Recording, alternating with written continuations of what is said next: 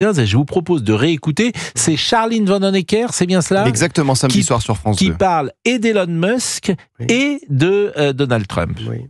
On a beaucoup parlé de génie à propos d'Elon Musk, on a oublié de dire que c'était quand même un gros connard, hein. Ça fait du bien de le dire aussi, mince. On a trop dit, parce que là, j'adore, on a un langage très châtié, très européen, etc. Puis quand, vous voulez pas venir avec moi sur les réseaux, qu'on le fasse ensemble? C'est masculiniste qui insulte quand même la moitié, de la planète, entre les femmes, les immigrés. Moi je vous conseille. Bien sûr, mais ça fait du bien de dire gros connard.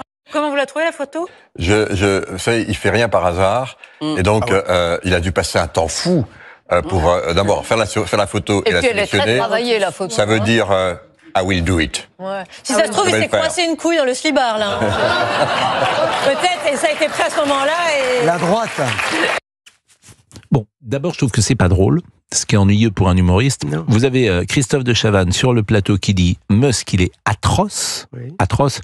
On peut dire plein de choses de Musk. On peut saluer ses innovations, ce qu'il a fait, ce qu'il a produit, qui est tout à fait exceptionnel. On peut ne pas être d'accord avec ses idées politiques, bien entendu. Et vous avez Charline Vanhoenacker sur le service public qui insulte Trump et qui insulte Musk. Je vous assure, je trouve ça absolument sidérant chez William Goldnadel. Moi, cette intolérance de service public qui n'est pas intelligente, mais ça me révolte, parce que j'attire votre attention sur le fait que Charline Vanhoenacker, là, elle fait pas son numéro d'humoriste sur France Inter. Elle est l'invitée sur le plateau de Léa Salamé sur France 2, elle parle normalement, elle est avec Thierry Breton, et puis elle traite Musk de gros connard, personne n'essaye de la modérer, tout le monde approuve. Je me permets de vous rappeler que pour avoir traité de con M. Boyard, sur C8, Hanouna et C8 ont été condamnés à des millions d'amendes. Pardon d'être révolté ce matin par cette différence de traitement et par ce service public qui fait tout pour vouloir faire interdire X, alors même que, de mon point de vue, qui paye le service public, je me sens totalement, si vous voulez, impuissant à bénéficier d'une information neutre et pluraliste.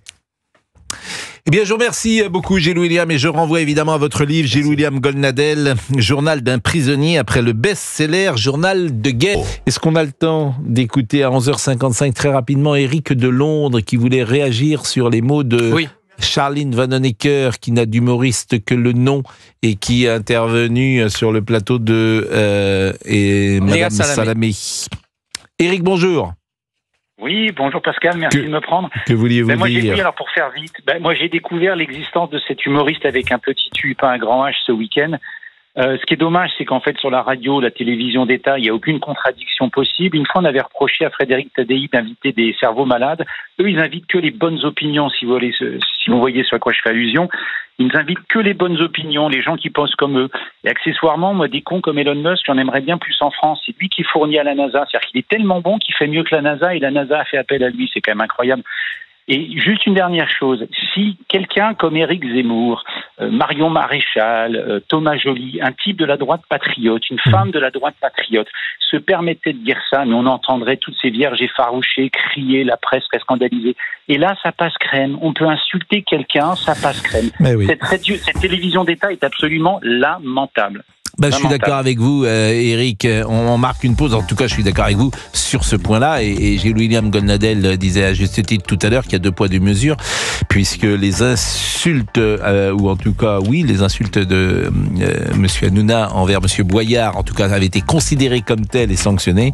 Et là, elles ne le seront sans doute pas. Il est 11h56, la pause, et nous continuons, bien évidemment. Alors, les pseudo-humoristes, mais surtout, effectivement, je parle du camp du bien parce que ça m'amuse, ce camp du bien qui était sur France Télévisions samedi soir. C'était absolument étonnant, disons-le. Réécoutons ce que disait Madame Vanhoenacker sur Elon Musk. On a beaucoup parlé de génie à propos d'Elon Musk, on a oublié de dire que c'était quand même un gros connard, hein. Ça fait du bien de le dire aussi, mince. On a trop dit, parce que là, j'adore, on a un langage très châtié, très européen, etc. Puis quand, vous voulez pas venir avec moi sur les réseaux, qu'on le fasse ensemble? C'est masculiniste qui insulte quand même la moitié de la planète, entre les femmes, les immigrés. Moi je vous conseille. Bien sûr, mais ça fait du bien de dire gros connard.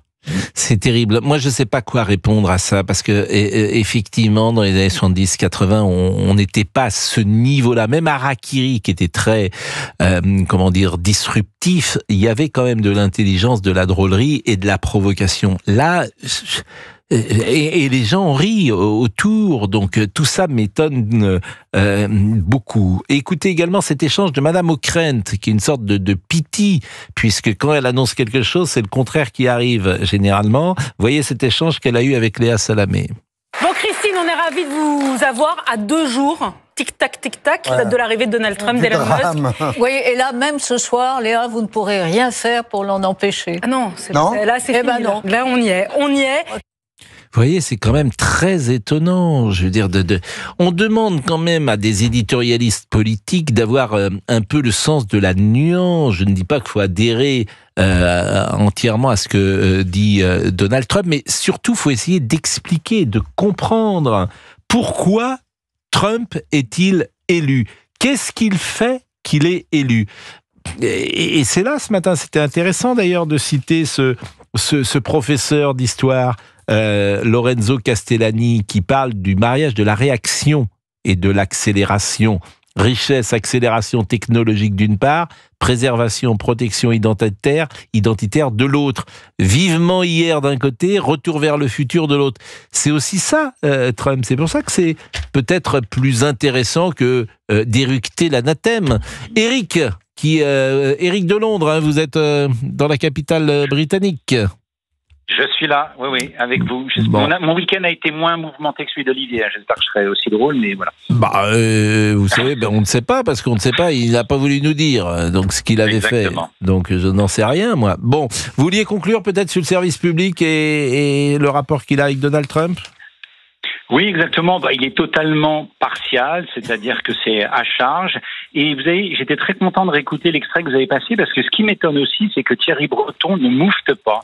Mais parce qu'ils ont peur. Cravate, il est au même niveau que les autres. Mais bien parce qu'ils n'ont pas envie. Il aurait dû au moins dire, vous exprimez pas comme ça. Vous n'avez pas à vous exprimer comme ça. Il aurait dû au moins reprendre cette femme en lui disant, vous ne vous exprimez pas comme ça.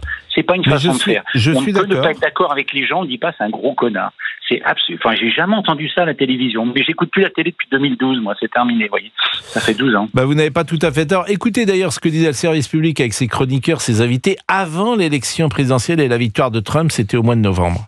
Quand on lit Umberto Eco et sa définition du fascisme au milieu des années 90, on a quelques points communs. On a d'un côté une féministe progressiste, humaniste, pro-LGBT, et de l'autre un misogyne, conservateur, raciste, homophobe. Toute personne censée craint l'élection de Donald Trump. Voilà, toute personne censée... Alors ça, c'est vraiment la phrase du camp du bien. Toute personne censée craint... Mais toute personne censée... non, en fait. Et qui était-ce qui parlait, là, d'ailleurs, Laurent Tessier? J'ai pas entendu la voix. Monsieur Guetta, député européen. Voilà, donc c'est l'exact contraire, en fait. Donc ces gens disent n'importe quoi. Mais le camp du bien, je le répète, il vacille ces derniers temps. Donc pourquoi il vacille? Parce qu'il n'a plus le monopole du récit. D'autres voix sont venus. On peut citer par exemple des gens comme Philippe de Villiers, lorsqu'il parle sur cette antenne, sur CNews, il y a 1 million de gens qui l'écoutent.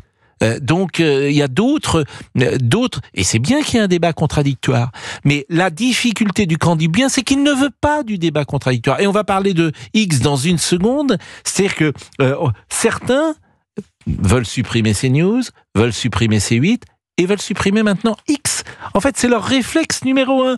On supprime Elon Musk. Je rappelle que Elon Musk est propriétaire de X, mais X n'est pas un média. X est une agora. Donc X, tout le monde peut s'exprimer sur X.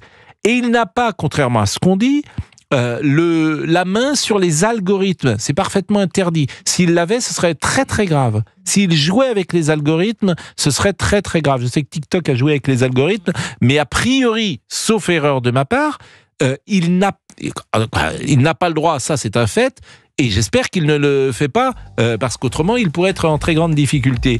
Donc X n'est pas plus de droite ou de gauche, une opinion n'est pas mauvaise ou bonne, une opinion est une opinion, c'est tout. Après, on peut une information, c'est autre chose. Et puis, disons-le, X n'a pas non plus le monopole du fake news. Vous voulez que je vous parle des journalistes qui ont fait des fake news depuis la nuit des temps? Donc tout ça n'a pas beaucoup de sens. Madame Tondelier, elle reste sur X et ça va être notre prochain sujet. Elle reste sur X pour défendre l'écologie en terrain hostile, dit-elle. Et le maire de Lyon quitte le réseau social X et sa loi du plus fort. Lorsque tous ces gens-là, lorsque Trump a été viré de X, parce que X appartenait à un autre propriétaire, tous ces gens-là, je les ai pas entendus.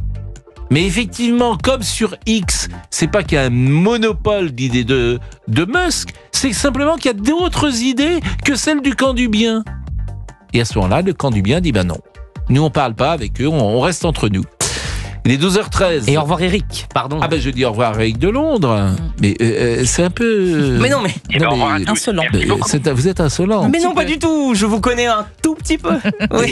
Et donc, vous dites que je suis mal élevé. Ah, pas du tout, mais... J'avais pas dit au revoir Eric. Non, mais vous avez certains oublis. Vous avez un peu oublié dans l'émission. Certains oublis. Maintenant, je m'oublie.